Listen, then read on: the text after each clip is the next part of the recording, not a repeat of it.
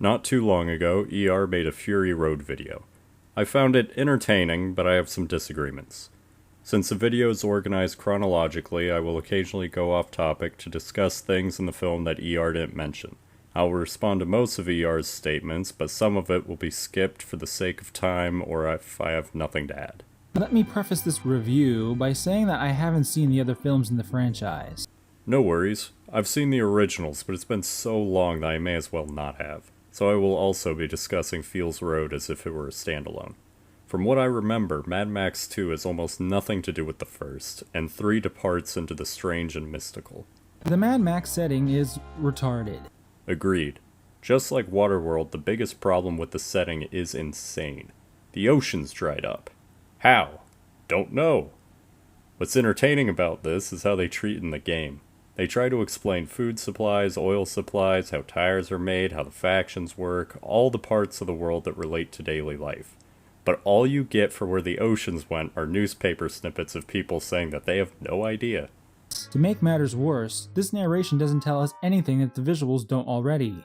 The opening narration gives us the broadest overview of how we got to this point.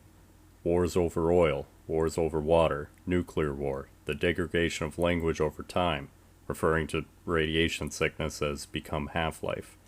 We get some of Max's backstory. He was a cop before the fall, just like the original. He's lost loved ones that he feels guilty for, and that guilt has manifested into hallucinations. There's also the shallow reason that Max doesn't speak for most of the film, so giving the audience beginning dialogue helps bridge that. Sorry, but beyond this point, Max ceases to be a character and becomes little more than a prop. Max's story is one of growth. He starts the film at his lowest point and grows to work with and trust others over time. We got all the backstory we needed from the opening narration. His journey to finding his humanity involves allowing others to help when their skills outweigh his own instead of doing everything himself. He also becomes more comfortable speaking once he begins to trust people. He never becomes useless. He's still their best brawler, pistol user, and second best mechanic. Joining a team doesn't mean he isn't a badass or loses characterization. Test of the Citadel's leader, Immortan Joe. Is that really his name? Immortan Joe, Gastown, Bullet Farm, Guzzling, become Half-Life. We don't know how long exactly it's been since society collapsed, but a couple decades is a safe bet. Public education is gone. People have separated into isolated communities. Slang and more specific words have taken on new meaning. So names for important people and locations are chosen to inspire specific beliefs. Immortan Joe, Glorious Leader, or to act as an instant identifier so isolated tribes will know their purpose and strength off of name alone. Gastown, Bullet Farm. This is a subject that will come up a lot. 2 of ER's biggest criticisms are that Max got upstaged by a strong female character and that everyone acts weird. The people act weird on purpose and in a consistent way due to the culture in the Waste. This will come up several times. Furiosa and Max are much closer to equals, or Max comes out on top. More on that later. And American? I know ER's making a joke here, but this is a cool bit of world building. Joey is shown to be an absolute dictator and aging warlord. The medals he wears from armies across the world implies that at some point, either during or after the collapse, foreign armies came into his territory. A little while later is a scene with Russian-speaking buzzards, just to reinforce that point. Just little hints sprinkled in to reveal the history of the world. The final nail in the coffin. Mistreating women, children, or puppies is a flat-out no-no. ER's point, boiled down, is that the writer used cheap tricks to manipulate the audience into hating a character without actually putting in the work to make them evil or realistic. John Walker from the Birdman and Buddy show is a good example of this. We know he's evil because the other characters say so, and evil music plays when he does stuff. But the actions he actually takes don't reflect this. So let's take a look at Joey and the world that he inhabits to see if ER's criticisms hold up.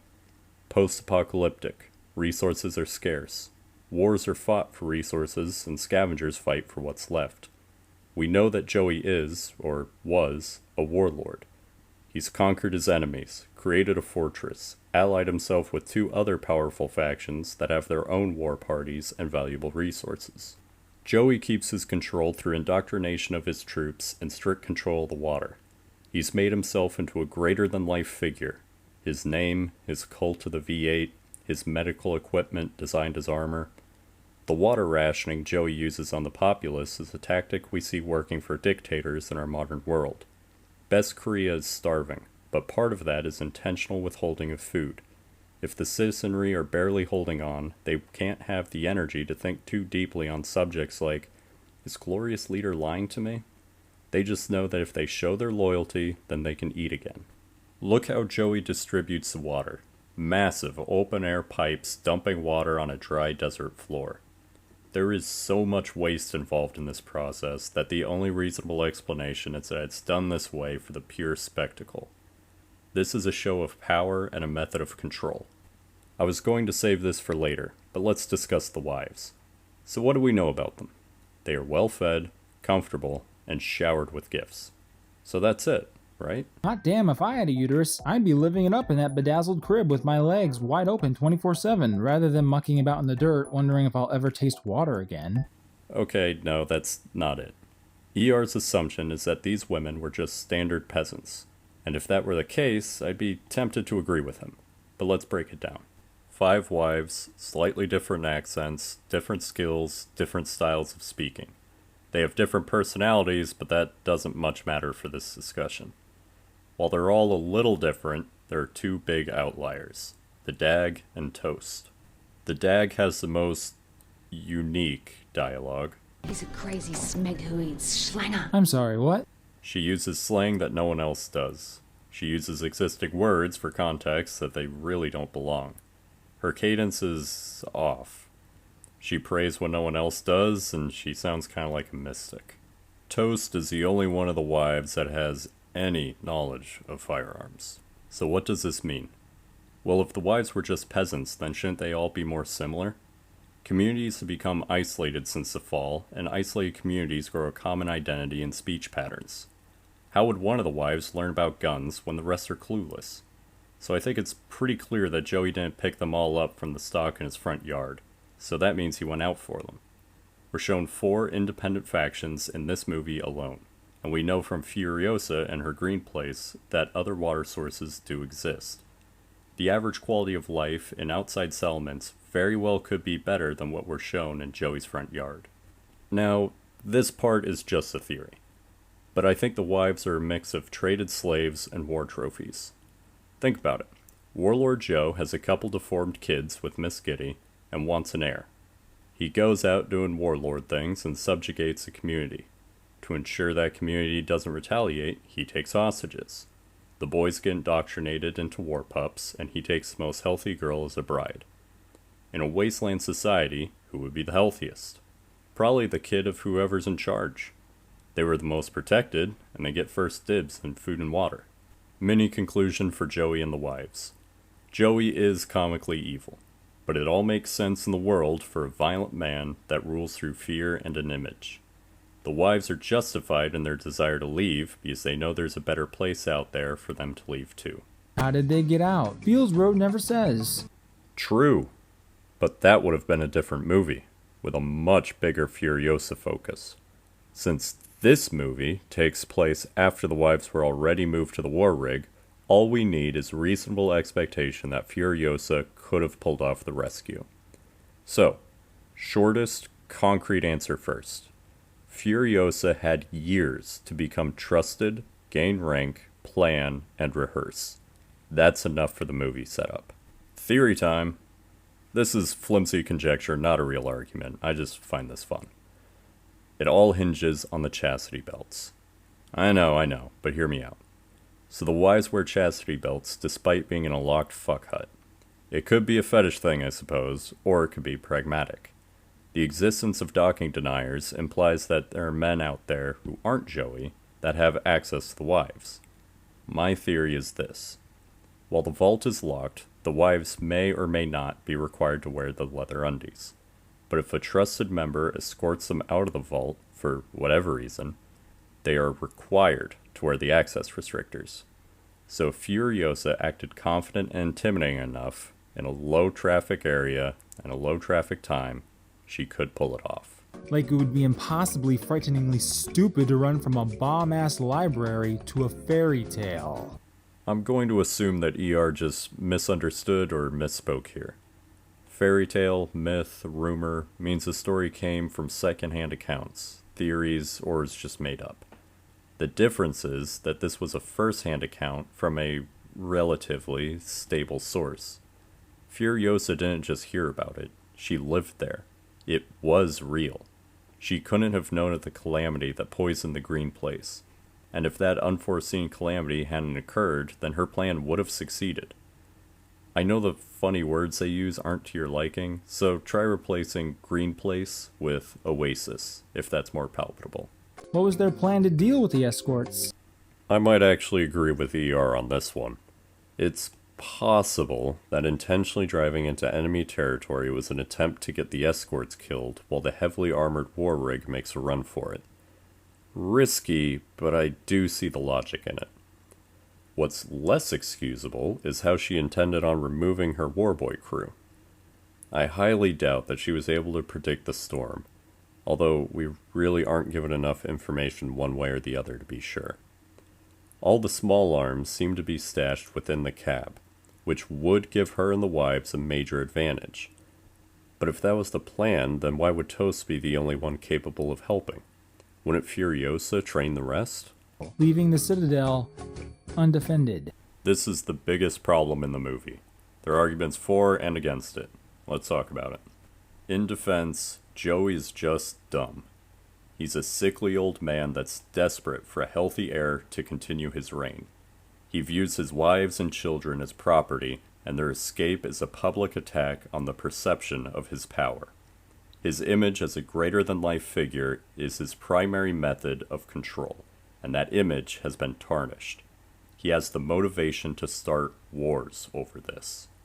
In offense, he did it because he's dumb is just a bad argument. Joey is a dictator of the most powerful faction in the region. He didn't inherit the throne, he built it. He fostered a military cult to maintain absolute power and controls the population through resource management. He developed trade routes and alliances with the only other factions big enough to be a threat. Excusing an action by saying he's just dumb undermines and is contradicted by all he has accomplished to reach this point. It also reduces the threat and stakes of the story if the big bad is just dumb. So was the decision to leave the Citadel undefended actually dumb? Short answer, yes, but I have a long answer. Welcome to castle design, explained by an idiot. 3 plateaus with a single spire. Rock barrier on one end, Gastown on the other. The keep, gatehouse, and signal. The 3 plateaus and spire are connected by bridges and pipes, and the water display is on the keep near the fuck hut. The outer walls are very tall, but still theoretically scalable. The main entrance is accessible by elevator, and the cranes can transfer vehicles to and from the roof. The elevator gears are exposed. Vegetation grows on every plateau. The only water pumps we know of are in the keep. The spotlights are mirrors and don't require power, but with power tools being used, we can assume power comes from gas or a windmill. The Citadel is nearly siege-proof. Climbing the walls would be very dangerous, and war pups could drop rocks on the attackers. The single entry can only be used when already inside, with access to and manpower for the gears. Even if the first plateau was taken, you'd have to take a second plateau before reaching the keep. Access between plateaus could be broken quickly, and the keep could cut water from the rest. The signal tower could call forces from Gastown to break up the siege. The gears for the elevator are exposed, but that doesn't break a siege and requires heavy ordnance to damage. So to the matter at hand, what does it mean to leave the Citadel undefended? The territorial patrols would cease, and there wouldn't be a standing army to prevent a rebellion. Factions like the Buzzards could take notice and try to grab territory, although as a comparatively weak and mobile faction, this wouldn't amount to much except for the risk of dead peasants. This leaves the only credible threat Furiosa could pose to an undefended Citadel to be inciting rebellion. But if this were truly the plan, the dialogue doesn't do enough to convey that. And if Joey recognizes that risk, which he clearly does, then it's a sign of his incompetence to leave the Citadel vulnerable. Mini conclusion. This is a serious problem in the film.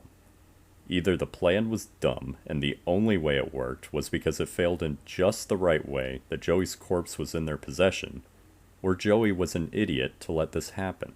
Call me crazy, but I have a feeling that for Fields Road, they mostly filmed the car chase sequences first, and then wrote a script around it. Maybe. This is a meta-argument, or behind the scenes, drawing off information surrounding the creation of the film, but not the film itself. Examples include budget, time restraints, writer freedom, writer style, writer experience, etc., etc. A behind-the-scenes disaster could still result in a good film, like Apocalypse Now. Or when everything behind the scenes appears to be near ideal, the film could still be bad, like the Star Wars prequels.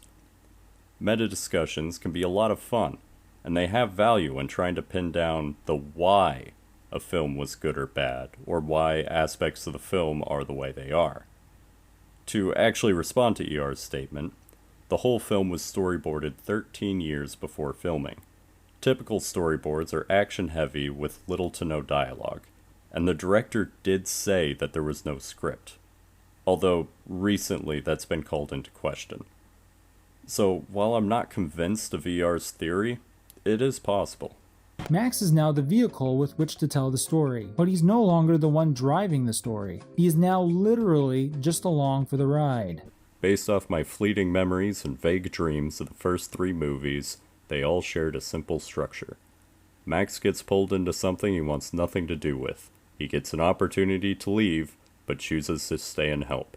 Same structure as this film. Nothing wrong with it. So why did he need Max as a blood bag at all? A blood transfusion takes about 4 hours to perform, stabilizes after about 24, and presumably the benefits last longer than that. Nux is fine. Just gets wrecked. Max magically survives this. Even on my first viewing, this pissed me off.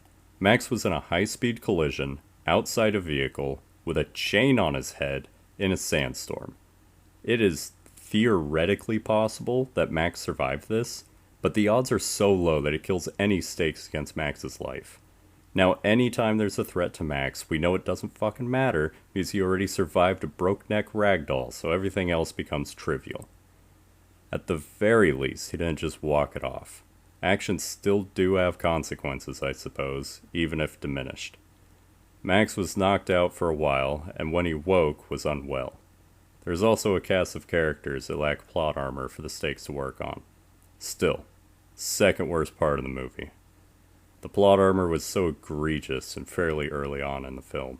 But lo and behold, they've wrecked right next to the war rig. Lucky. After the crash, there were no more enemy combatants, so Furiosa must have decided it was safe to hunker down in the storm. More logical decision-making than luck, really. I do love this next bit, though. After Max fails to blow Nux's arm off with a shotty, he immediately tries to eat his way to freedom. Max, you wonderful lunatic. Rather than dislodge the sand from the war rig, they're washing themselves. The war rig will be fine. Dry sand only poses a threat to the air filter. I don't recommend putting water in there. What a fucking waste. This is pretty neat storytelling, but first I'll respond to the argument. The group are headed to the Green Place, an area with its own water source. Through the principles of supply and demand, that resource is far less valuable where they're going, and they have no time to detour to make trades. Because they are being hunted, speed is a far more valuable commodity. So as Furiosa prepares the war rig, she allows the wives to reduce some unnecessary weight by taking a shower.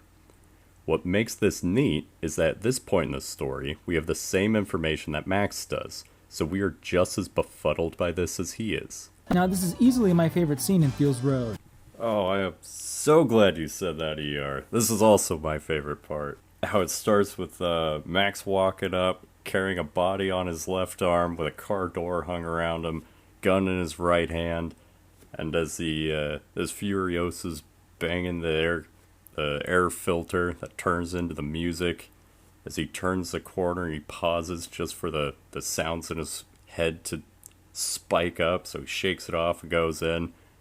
And when he sees this scene of, a bunch of beautiful women out in the desert bathing themselves, like the intro to a weird softcore porno, He takes like a couple seconds to recognize that that's odd, and then just ditches that and tries to steal their car, and just completely dominates the interaction as he's taking hostages, picking out the most vulnerable looking of the wives, starting with a pregnant lady, holding her at gunpoint, so he just maintains control.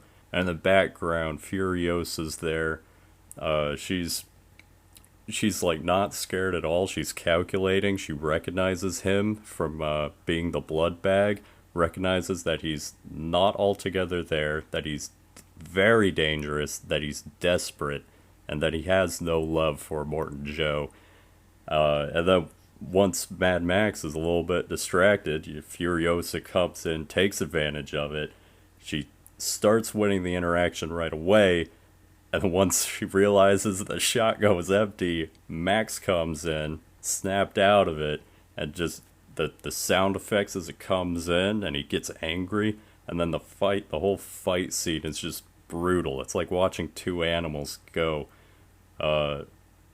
And after Furiosa gets knocked down, and there's a few seconds left, you can see Max in the background untangling the chain from the door so he can get free. So he's not wasting time in these little downtime segments during the fight. He's actively doing stuff. Nux wakes up, confused as hell, but sees Furiosa and Max are fighting and immediately starts helping Max. Very cool bit there. And then all the wives in the background, you can tell they're trying to help at certain points, but they've never been in any scenario like this at all, and they're just trying to stay out of the way. Every time they get involved, Max, the raging feral with a cage on his face, like starts going at them, and they all back off. And then once Max takes over on top of Furiosa, gets a gun, fires a shot, fight is over. God, it's so good. And that whole interaction, he speaks 2 words before the fight starts. And then after the fight, after he gets his jacket back, and he's going to take the war rig, and Nux thinks, oh, hold on, we're a team here. And he goes up to, talk to Max, to talk back to him. Max turns around and sucker punches him with the barrel of the pistol, which, God, that's gotta hurt like a motherfucker. Before Max just gets in the truck and leaves all these people, this whole situation that he doesn't know anything about. It's really weird. Nope, not his problem. He just fucks off. God, I love it. I'm so glad we both love that scene. This is all unscripted. It's from the heart. Because this is far and away not the rational thing to do. The previous scene laid out the whole reason Max lets them in. He can't escape without Furiosa starting the truck. She won't go without the wives. Joey would be mad that Max hurt his Splendid, and Nux and the wives would snitch on him. And just as Max was on the fence, Furiosa pushed him over by offering to help get the cage off his face that Joey's men put there in the first place, a play to Max's emotions that worked. Remember that Joey took Max's car and threw him in a cage. These people, the wives and Furiosa, they aren't his enemy. They just had something that Max needed. Once Furiosa started the truck, Max still couldn't shoot her. If she had one anti-theft device in place, she probably had more. But once the truck gets moving, Max still acts cautiously and takes every gun in the cab. You know, for a guy that just tried to eat a man's hand, Max is shockingly rational. I don't know why the ratings for this movie are so damn high. Me either, man. Professional film critics are a bunch of fart-huffing loonies. Understanding them is a lost cause. I'm assuming the general perception is high for the pretty colors, cool noises, cool world, and interesting characters. ER skips the entire canyon portion, which is a shame. Furiosa is forced to rely on Max as she goes to make good on the deal, which should have worked until they ran out of time when a Warboy car approached. These guys are my favorite faction, by the way. Something about that aesthetic and nomadic tribe scratches an itch. These guys didn't do anything wrong either. They held up their end of the deal and just wanted what was owed. It's a shame, but at least they got nearly 2 war parties worth of scrap in the end, so that's something, I guess. The canyon portion is also when Furiosa and Max start working together, forced to unite against a common threat. Furiosa shows herself to be great with a rifle, while Max pulls off some really impressive pistol shots while still driving a semi-truck through a canyon. Max isn't just along for the ride anymore. He's the outsider that saves the group when they would have died without him. Alright, maybe ER did cover the very end of the canyon. He's right, too. Pregos was basking her success for far too long. Outside the rig. Not too bright. Later down the proverbial road, there's a particularly horrible scene where the movie tries to pretend it's nighttime, but it's so obviously daytime with a filter thrown over it that it's just painful to watch. My most formal artistic experience is shitposting about feet, so take this with a grain of salt, but I think there's artistic merit to the blue. Orange Mexico filter is a common movie trope, and this film does the same. So playing with the color wheel gives you a nice complementary color to use for nighttime. There's also the fact that in most horror low-budget films, darkness is used to hide things, either mistakes or the monster. But Fields Road is proud of its creations and wants the audience to see it all. Also, there's this ridiculous scene where the war rig gets stuck in some mud and they use this rickety-ass tree as leverage to pull it out. If the tree was taking the full weight of the rig, I'd agree, but the engines were still turning the wheels. The tree was just the last oomph needed. However, despite her not looking harmed at all, she's in bad shape. It could just be a weird shadow, but that hip injury looks gnarly. Also, a lot of her body is covered, so we don't really know. The baby doesn't make it though. Wait, how is this necessary to the plot again? Joey's property, his reason for chasing them. These old hags had some of the most scarce and valuable resources in this wasteland, and they squandered all of it. An open-air natural oasis will be at more risk to contamination than a plateau-based water pump. Not sure there is really anything they could do. Because, to be brutally honest, they really have nothing else going for them. They got their own transport, rifles, and rare seats. Unless you mean for the audience, in which case I agree. But I'm sure these cougars appeal to someone. Where on God's not-so-green earth are you that it would take 160 days to bike across anything? They're discussing crossing the Salt. That's the ocean bed. Got some distance to cover and they don't even know if things will be better once they get there. Considering the Ruskies came here, I doubt it.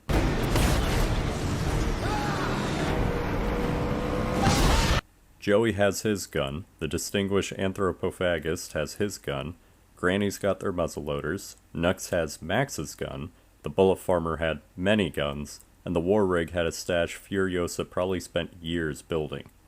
But guns and their food are real hard to come by, so for war parties that are often at war, they're likely to find other means and leave the guns for the high-value assets. I could go on about how this piddly wreck isn't going to stop this, when this didn't stop them before. The war parties are diminished.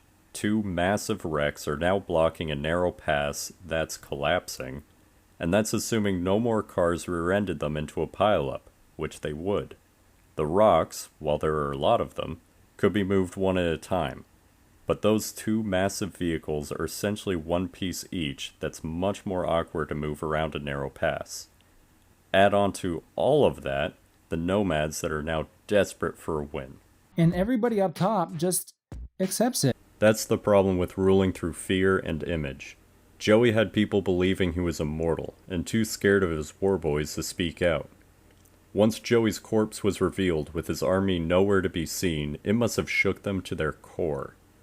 Hell, they might believe Furiosa and Max are some sort of gods. Then the fat cow women decide to drain the aquifers and ostensibly leave the entire civilization to die of thirst. The guys up top even decide to let some of these lunatics ascend, because why not? It's the wasteland version of the proud Somalian tradition of shooting guns into the air in celebration. They aren't going to fire their entire stockpile, just a few rounds, as a treat. The acting is also quite serviceable, though Tom Hardy couldn't really seem to decide on an accent. I'll take your word for it. I'm trash with accents.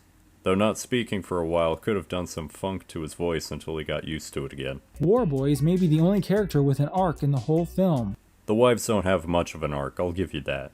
Max goes from a loner that is just out for himself to trusting people, to going out of his way to help people. Furiosa went from someone that had to depend on her own plans and skills to accepting someone else's plan at her lowest point. At least Kingsman knew how silly it was being. No shade on Kingsman, but Fields Road got the Heckler and Koch Prophet, McFeasting in the halls of Valhalla, and your ordinary punk enthusiast. So what is the state of the waste at the end of the film? Gastown Bullet Farm are missing their dictators and war parties, though presumably have enough reserve forces to repel attacks, as their leaders weren't as invested as Joey was. They could be at risk of their own rebellions once word gets back, and any infrastructure damage that may occur during that could have some major setbacks.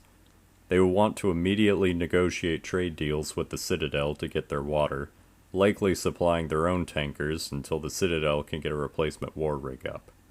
This image right here tells me the Citadel is going to be just fine. I was worried the war pups tossed the little bugger, but thankfully not. Since Joey's boy would know the ins and outs of actually running the place, he will be instrumental in the transition period. The giant water pipes will be reworked for efficiency reasons, and they'll take advantage of the excellent defenses until they're rearmed and trained up. Furiosa already has respect to the people, and her ability to make a deal with the nomads is another positive sign of her abilities. Overall, I enjoyed ER's video. I disagreed with most of it, but it was very funny. Even the tiny pieces I put in this video to introduce the criticisms had me snickering during editing. Just one last disagreement to address before I go. Oh, now that looks right.